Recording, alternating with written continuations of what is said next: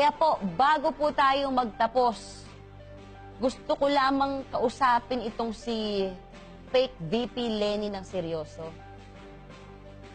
Madam Leni, alam mo, hindi ko maintindihan kung bakit ganyan ang iyong ugali.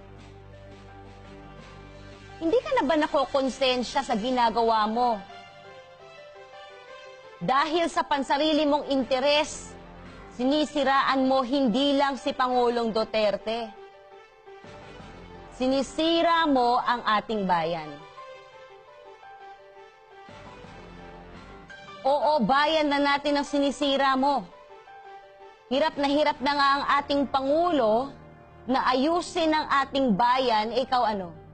Sinisira mo ang imahe ng Pilipinas sa international community dahil gusto mo lamang maging Pangulo?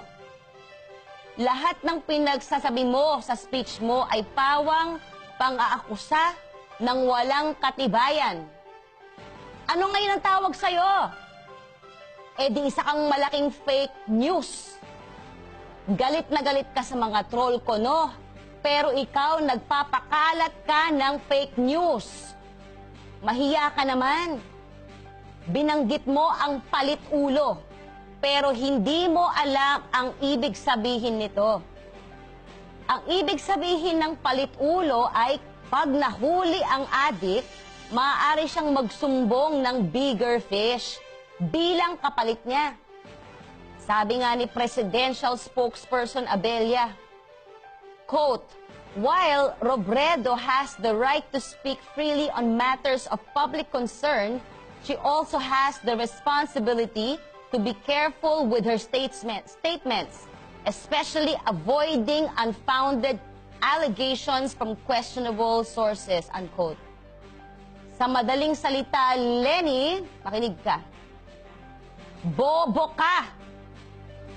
Isama mo na lahat ng mga staff mo dyan sa Office of the Vice President. Kayo. Lahat kayo, bobo! Hindi muna nyo ini-research bago nyo pinagsalita ang boba nyong amo. Ang masama niyan dahil sa kabobohan ninyo dyan, pati bayan maapektuhan sa kabobohan ninyo. Dapat ang itawag sa inyo ay Office of the Bobo Vice President. Sayang binabayad ng tax sa inyo ng taong bayan sa kamangmangan ninyo.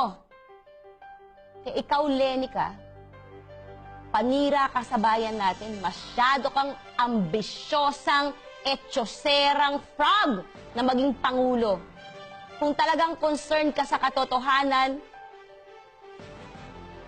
ng tulad ng sinabi mo sa speech mo, ang dapat mong imbestigahan ay yung pagkamatay ng asawa mo. Bakit nila ni-raid ang pondo ng asawa mo pagkamatay niya? Hindi ka ba concerned kung sino ang pumatay sa asawa mo?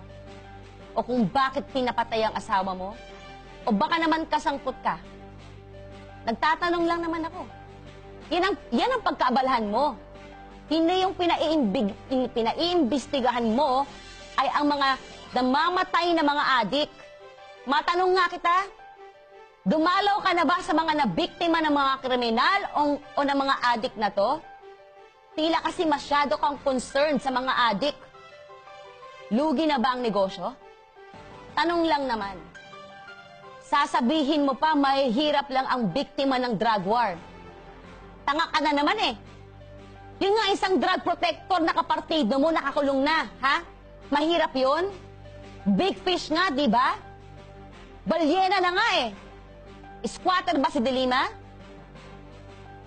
Ay nako, eh yung mga napapatay na mga drug lord, mahirap ba yung mga yan? Tanungin na lang kita, kung ang mahihirap ang puntirya at naapektuhan ng drug war, bakit pag tinanong mo ang mahihirap, suportado pa rin nila si Pangulong Duterte? Kasi nga sinungaling ka at fake news ka. May suggestion ako sa'yo, ha? Huwag mong araw-arawin ang katangahan mo.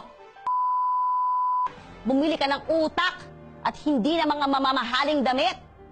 Nakakahawa na yung katangahan mo. Pasensya na mga ka-DDS, dahil ramdam ko rin ang galit nyo sa paninira ng babaeng ito sa ating bayan.